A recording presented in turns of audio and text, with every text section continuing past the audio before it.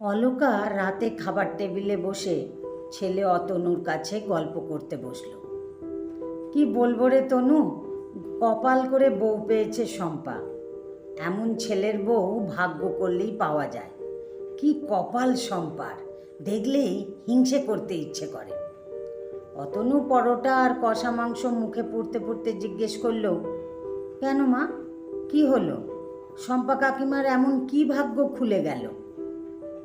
আর ভাগ্য, বৌমা ভাগ্য কি আর সবাই পায় রে? ও তো কপাল করেই পেতে হয়। অতনু মায়ের এই ধরনের কথার সুরকে চেনে। সে জানে এবারই মা পিউকে নিয়ে টিপ্পনি কাটবে।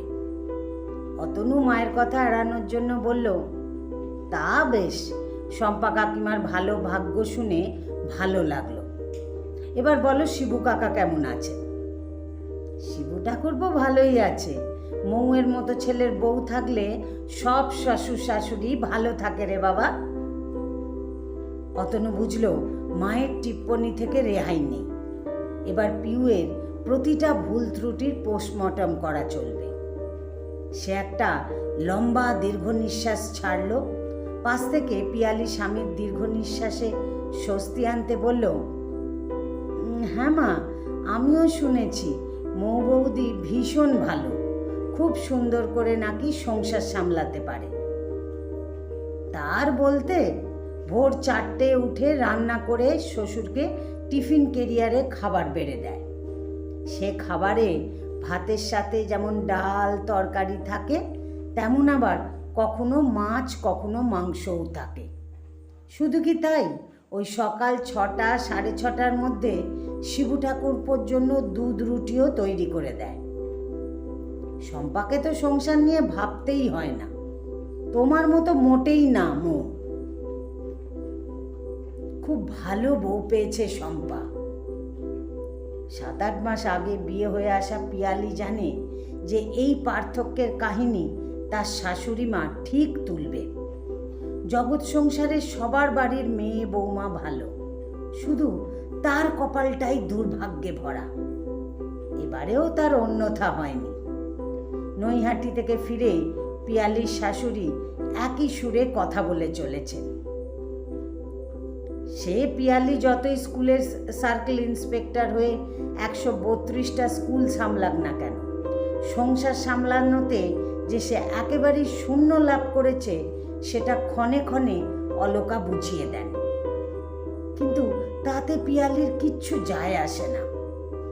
অতনুকে ভালোবেসে যখন বিয়ে করেছিল সে, তখনই সে জানতো তার শাশুড়ি মা কেমন হবে। বিয়ের আগে অতনু বলেও ছিল আলাদা থাকার ব্যবস্থা করবে, কিন্তু পিয়ালি রাজি হয়নি তাতে। পড়াশোনা করার মতো কঠিন কাজটা যখন সে করতে পেরেছে, তখন রান্না করা বা সংসার সামলানোর মতো সহজ কাজটাও সে নিশ্চয়ই শিখে যাবে। শুধু সময়ের অপেক্ষা। বিয়ের 8 বছর অতিক্রান্ত। পিয়ালি এখন নৈহাটিতে পোস্টিং পেয়েছে। কলকাতা থেকে রোজ যাতায়াত করে। বর্তমানে সে শুধু অতনুর ঘরণীই নয়, ঋদ্ধিমা ঋষভের জননীয়। তবুও সংসারে সে এখনো বেশ অপটু, অন্তত শাশুড়ি মা তাই বলেন।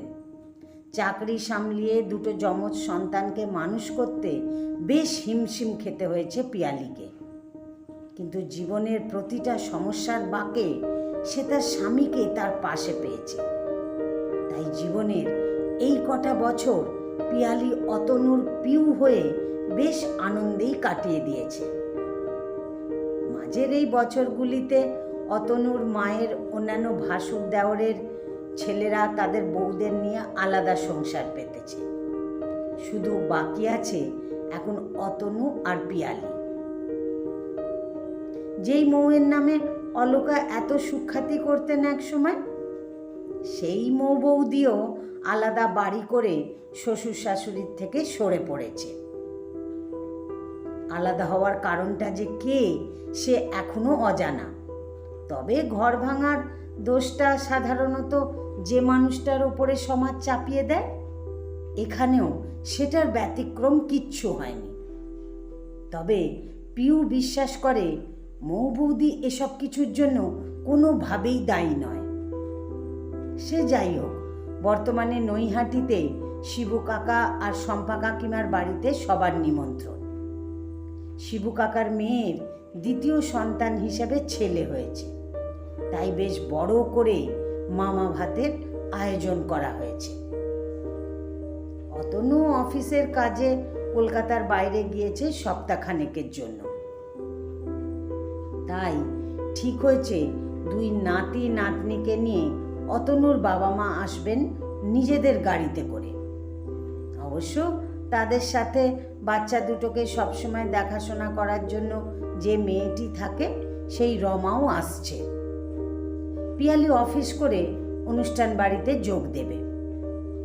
সেদিনটা থেকে পরের দিন অফিস করে কলকাতায় ফিরবে সে, আর বাকিরা দুপুরের খাওয়া সেরে গাড়িতে ফিরবেন। এই অনুষ্ঠান বাড়িতে পৌঁছানোর পরে পিয়ালি লক্ষ্য করে তার শাশুড়ি বেশ রসাস্বাদন করে অন্য একজনের চরিত্র নিয়ে বেশ আলোচনায় ব্যস্ত। কান পাতলে পিয়ালি শোনে তার শাশুড়ি মা পিয়ালির এক কাকি শাশুড়িকে বলছে, বুঝলে দীপা, আমার মনে হয় এই ছেলেটির সাথেই মৌয়ের ভাবসাব হয়েছে। কিরকম মাখো মাখো ভাব দেখো দুজনের। শ্বশুরবাড়ি বলে কথা, একটু তো লজ্জা রাখতে হয়। বড় ছোট কাউকেই আর মানে না এখনকার দিনের বউরা। ছি ছি, শম্পার কপাল দেখলে সত্যিই কষ্ট লাগে। অত আদর করে বউটাকে পুষেছিল, আজকের দিন দেখবে বলে। পাশ থেকে জায়ের কথায় খানিক সন্দেহ টেনে দীপা কাকিমা অলকার কথার জবাব দিতে বলে ওঠে, ব্যাপারটা বোধহয় ঠিক নয় দিদি। সুজয়ের যখন হার্ট অ্যাটাক হয় তখন সুজয়ের এই বন্ধুটি প্রচুর সাহায্য করেছে ওদের। না হলে সুজয়ের ট্যুর অ্যান্ড ট্রাভেলের ব্যবসা মুহূর্তেই নষ্ট হয়ে যেত। সেই সময় এই ছেলেটি পাশে না থাকলে মৌ বড় বিপদে পড়ে যেত। কি যে বলো দীপা, বিপদে কেন পড়তো? শম্পা শিবু কি মরে গেছিল নাকি? বলি, বাপ মায়ের চেয়ে বেশি কেউ আপন হয় নাকি? আমি তো শুনেছি সুজয়ের ওই হার্টের ব্যামো হয়েছে বউয়ের এই নষ্ট চরিত্রের জন্য। পুরুষ মানুষ কি এসব সহ্য করতে পারে বলো? শাশুড়ির পেছনে দাঁড়িয়ে শাশুড়ির রং বদলও দেখছিল পিয়ালি, আর মনে মনে হাসছিল। এমন সময় দীপা কাকিমার মেয়ে রুমকি বলল, জানো বৌদি, জেঠিমা যে মৌ বৌদির এত নিন্দা করছে তার 16 আনাই মিথ্যে। বরং সুজয় দাই এক্সটার্নাল অ্যাফেয়ার্সে জড়িয়েছিল। আমি নিজে দেখেছি সব কাণ্ড কারখানা। পিয়ালি বেশ অবাক হয়ে তাকায় রুমকির দিকে।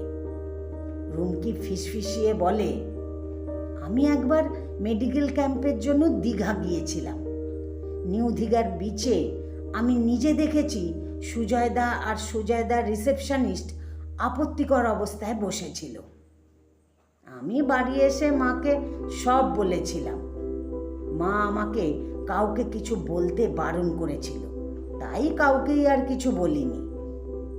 মায়ের কাছে শুনেছিলাম মৌ বৌদি সুজয়দার এই অ্যাফেয়ারটাকে মেনে না নিয়ে খুব অশান্তি করেছিল। নিজের ছেলের কলঙ্ক ঢাকতে শম্পা কাকিমা মৌ বৌদির চরিত্র নিয়ে কথা বলছে, আর শম্পা কাকিমার সাথে তালে তাল মিলিয়েছে জেঠিমা। এতদিনের ভালো মৌ বৌদি কেমন এক নিমেষেই খারাপ হয়ে গেল দেখো। সেই তো দেখছি রুমকি, একটা সময় ছিল যখন এই মৌ বৌদির গুণগান করে তোমার জেঠিমা আমায় রাত দিন অপমান করতেন। মানুষের চরিত্র কিরকম আজব হয়, তাই না? যতদিন মৌ বৌদি সবার জন্য করে গেল, ততদিন শম্পা কাকিমার মতো অমন সৌভাগ্য কারুর ছিল না। আর যখন মৌ বৌদি নিজেরটুকু বুঝে নেওয়ার চেষ্টা করলো, তখন মৌ বৌদির চরিত্রকে কলঙ্কিত করতেও ছাড়ল না এরা। কি অদ্ভুত সব মানুষের দল। আর মৌ বৌদিকে পুষেছে মানে? মৌ বৌদি বাড়ির খোঁটে বাঁধা গরু বা কুকুর বিড়াল নাকি যে পুষেছে বলছে? এদের দেখছি আর অবাক হচ্ছি। পিয়ালির কথায় রুমকি হেসে মজা করে বলল, তুমিও সাবধানে থেকো বৌদি। প্রথম থেকেই তো তুমি জেঠিমার পছন্দের ছিলে না, তার উপরে চাকরি করো। কোন দিন আবার তোমার কোনো প্রতিবাদের শাস্তিস্বরূপ তোমার চরিত্র নিয়ে না কথা বলে বসে। এদের নিয়ে কিন্তু কোনো বিশ্বাস নেই। ননদ বৌদির হাসির কলতানে সেদিনের কথা ওখানেই চাপা পড়ে যায়। কিন্তু পিউ বোঝে অলকা শম্পা কাকিমার সাথে বেশ জোটবদ্ধ হয়েই মৌ বৌদির বিরুদ্ধে আসরে নেমেছে।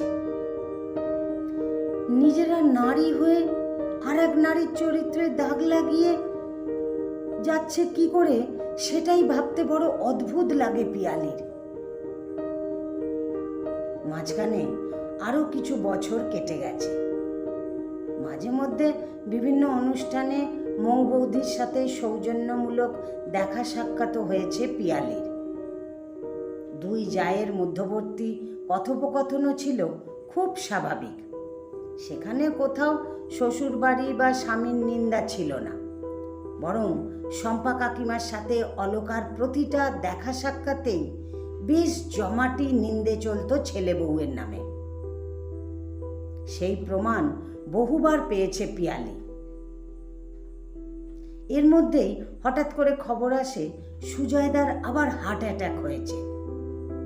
কলকাতার নার্সিংহোমে নিয়ে আসলে জানা যায় দুটো ব্লকেজ আছে প্রায় 90%। তাই তৎপর স্টেন বসাতে হবে। অসুস্থ হয়ে নার্সিংহোমে ভর্তি হলে মধ্যবিত্তের যেটার উপর ভরসা থাকে, সেই স্বাস্থ্য বিমার জন্য প্রথমে খুব একটা সমস্যা হয়নি। কিন্তু ইন্টেনসিভ কেয়ার ইউনিটে থাকার সময় সুজয়দার ব্রেন স্ট্রোক হয়। ফলে চিকিৎসার খরচ মুহুর্মুহু বাড়তে থাকে। শিবু কাকা, শম্পা কাকিমা 1.5 লাখ টাকা দিয়ে আর 2 দিন নার্সিংহোমে এসেই ছেলের প্রতি সব দায়িত্ব সেরে ফেলেছিল। নার্সিংহোমের 12 লাখ টাকা মেটাতে মৌ বৌদি এক এক করে নিজের সব গয়নার বিসর্জন দেয়, কিন্তু শেষ রক্ষা হয় না। সুজয়দা মারা যায়। সুজয়দার চলে যাওয়ার যত না শোক থাকে, তার থেকেও বেশি আঘাত আসে যখন মৌ বৌদি নিজের মেরুদণ্ডটাকে সোজা করে দাঁড়ায়। সুজয়দার ট্রাভেল কোম্পানিটা বন্ধ করে নিজের নামে একটা পার্লার খোলে মৌ বৌদি। শম্পা কাকিমারা মৌ বৌদিকে চাপ দেয় ওদের নতুন বাড়িটা কাকা কাকিমার নামে লিখে দিতে, কিন্তু মৌ বৌদি রাজি হয় না। তার বক্তব্য, বাড়ি যখন সুজয়ের নামে ছিল তখন তার অবর্তমানে এ বাড়ি আমার। শুরু হলো এ যুগের সীতার চরিত্রে লাঞ্ছনা নানান। সর্বকালের বংশের সেরা বৌমা হয়ে গেল চরিত্রহীন। গোটা নৈহাটি জেনে গেল শিবনাথ বাবুর একমাত্র পুত্রবধূর চরিত্র ঠিক নেই। মাঝে মধ্যে কলকাতা থেকেও ফোন যায় শম্পা কাকিমার কাছে, মৌ বৌদির নষ্টামি আর শম্পা কাকিমার পোড়া কপালের গল্প শোনার জন্য। পিয়ালি সব চুপচাপ দেখতে থাকে। সময়ের সঙ্গে চারপাশের মানুষগুলো কেমন করে একের পর এক রং বদলে চলেছে। এত কিছুর মধ্যেই একদিন পিয়ালিরা জানতে পারে যে মৌ বৌদি আবার বিয়ে করছে। খবরের বাস্তবতা জানতে এই প্রথম পিয়ালি কাউকে কিছু না জানিয়ে মৌ বৌদির বাড়ি গিয়ে ওঠে। দরজা খুলে পিয়ালিকে দেখে মৌয়ের প্রথম কথা থাকে, এ কি পিউ, তুমি এখানে? সবাইকে জানিয়ে এসেছো নাকি লুকিয়ে এসেছো? আমার সাথে মিশলে আবার তোমার চরিত্রও না খারাপ হয়ে যায়। 40 বছর বয়সে আর কি চরিত্র খারাপ হবে বৌদি? আর অতনু আমাকে জানে চেনে। অতনুকে ছাড়া আর কাউকে জবাবদিহি করতে আমি বাধ্য নই। আমাকে তোমার ঘরে ঢুকতে দেবে না? আমার দুয়ার খোলা আছে পিউ। তোমার আশায় মানা না থাকলে আমার কাছে তোমার আদরের অভাব হবে না। চা পর্ব মেটার পরে পিয়ালি কোনো ভনিতা না করে নিজেই কথাটা পারে। যা শুনছি সেটা কি ঠিক বৌদি? তুমি আমার বিয়ে করছো? ঠিকই শুনেছ, আমি আবার বিয়ে করছি। তবে যার নামের সাথে আমার নাম জড়িয়ে কুৎসা রটানো হয়েছে তাকে নয়, বিয়ে করছি অন্য একজনকে। তিনি নিজেও বিপত্নিক, তারও একটি ছেলে আছে, তবে তুতুনের থেকে সেই বাচ্চাটি ছোট। বিয়ে করাটা কি খুবই জরুরি? তাহলে আর কি করব বলো? আমার শ্বশুর শাশুড়ি আমার এখানে থাকার মতো পরিবেশ তো রাখেননি। নৈহাটির অলিতে গলিতে আমার নামে কুৎসা ছড়িয়ে আছে। তুতুন বড় হচ্ছে, এর পরেও কি ও এই পরিবেশে বড় হবে বলো? আমার হাতে পয়সা করি কিছুই নেই, ব্যবসাটাও উঠে গেল আমার নামে কালিমা লেগে থাকায়। থাকার মধ্যে আছে শুধু এই বাড়িটা, কিন্তু নিচের তলাটা ভাড়া দিয়ে যে খাবো সেই সুযোগও নেই। চরিত্রহীনার বাড়িতে কেউ বউ বাচ্চা নিয়ে ভাড়া থাকতে আসে না। বাপের বাড়ির দরজাও বন্ধ হয়ে গিয়েছে। তাহলে বলো, ছেলেটাকে মানুষ করা তো অনেক দূর, খাওয়াবো কি সেটাই জানি না। তাই এই বাড়ি তালা বন্ধ করে চলে যাব একেবারে। নৈহাটিতে আমার নিজের বলে আর কিচ্ছু নেই। যাকে বিয়ে করছো উনি তুতুনকে দেখবেন তো? হ্যাঁ, আমার সাথে আইনি লেখাপড়া হয়েছে।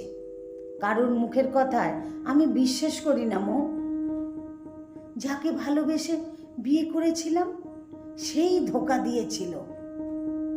অফিসের রিসেপশনিস্টের সাথে সম্পর্কে জড়িয়েছিল।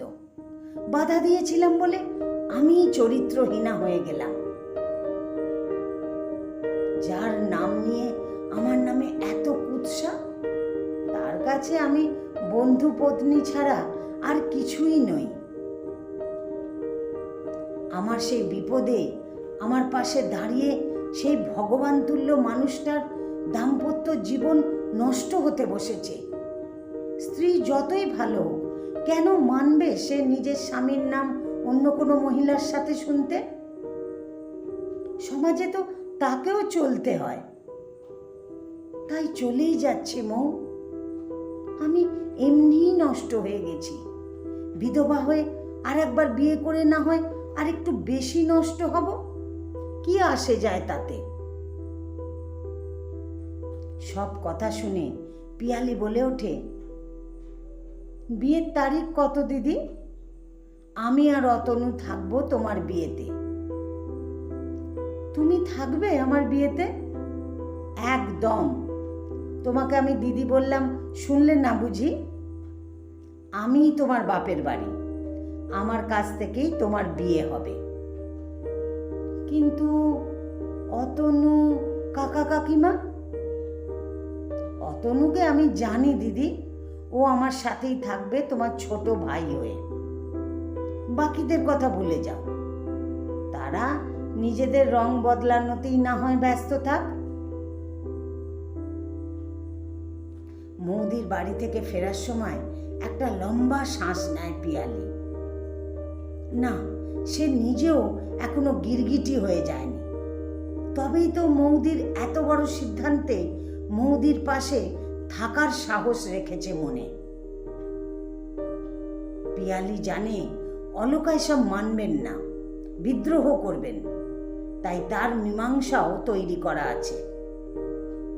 বছর 5 আগে অতনুর কেনা ফ্ল্যাটটায় এবার এই বংশের শেষ ছেলে আর ছেলে বউ আলাদা হচ্ছে শাশুড়ির সংসার থেকে।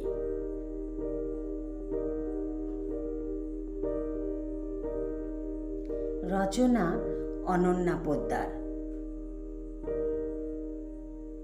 আমার গল্পটি যদি ভালো লাগে তাহলে একটা লাইক দিয়ে আপনাদের মতামত কমেন্ট বক্সে জানাতে ভুলবেন না।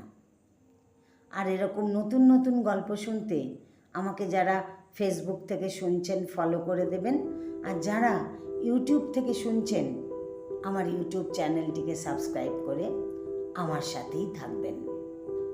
ধন্যবাদ আপনাদের সবাইকে এতক্ষণ আমার সাথে থাকার জন্য।